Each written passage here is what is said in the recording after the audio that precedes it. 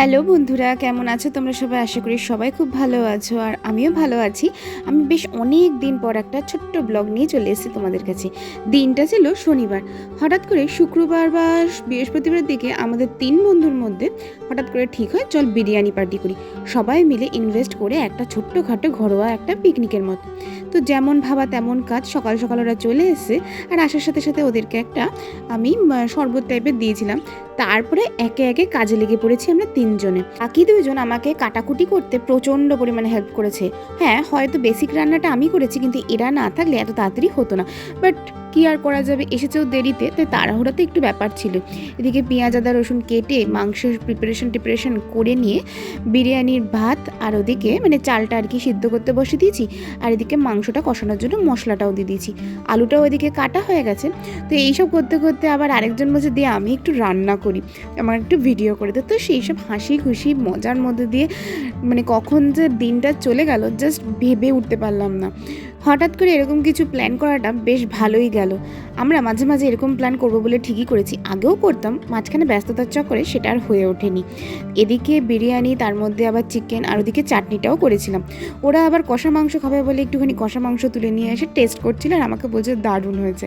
তো যাই হোক, আর সঙ্গে আমরা প্ল্যান করেছিলাম দেখবো হরর কোনো মুভি। তো যেহেতু হরর মুভি দেখবো, তো রিসেন্ট কিছু একটা বই বেরিয়েছিল, আমার ঠিক নামটা মনেও পড়ছে না। এইসব প্ল্যান করে আবার চলে গেছি বিরিয়ানির লেয়ারিং করার জন্য, দমে বসাবো বলে। ওদিকে চিকেনটাও হয়ে গেছে, ভাতটাও হয়ে গেছে দেখলে। তো আজকে কোনো রেসিপি তোমাদের সাথে শেয়ার করছি না, জাস্ট তোমাদের সাথে শেয়ার করছিলাম সেই দিনটা আমরা কীভাবে এনজয় করে কাটিয়েছি।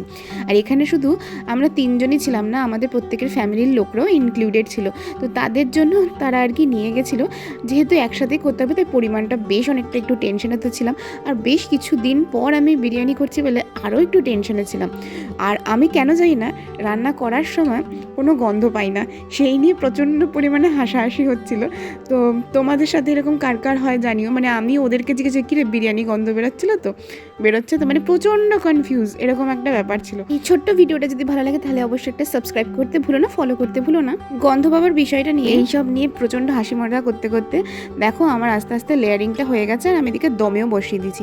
এবার আমার কাজ শেষ, কারণ এরপরের কাজ আমি করতে পারি না। তো আমার বাবা এদিকে বিরিয়ানিটাকে ভালো করে সার্ভ করে দিচ্ছিল, কারণ এইটা আমার দ্বারা সম্ভব হবে না। তো ভালো করে সার্ভ টার্ভ করে আমরা সোজা চলে গেছি 3 জনের প্লেট বেড়ে ভূতের বই দেখতে। এই ভূতের বই দেখতে দেখতে বাইরে হচ্ছে প্রচণ্ড বৃষ্টি, আর সঙ্গে বিরিয়ানি আর চিকেন চাপ আর চাটনি, সঙ্গে ছিল স্পাইট। আর কি লাগে বলো? এরকম দিন কাদের কাদের কাটাতে ইচ্ছা করে বন্ধুদের সাথে, তোমরা অবশ্যই আমাকে কমেন্ট করে জানিও। আজকের এই ছোট্ট ভিডিওটা কেমন লাগলো জানিও। পরে দেখা হচ্ছে নেক্সট ভিডিওর সাথে, ততক্ষণ অবধি টাটা।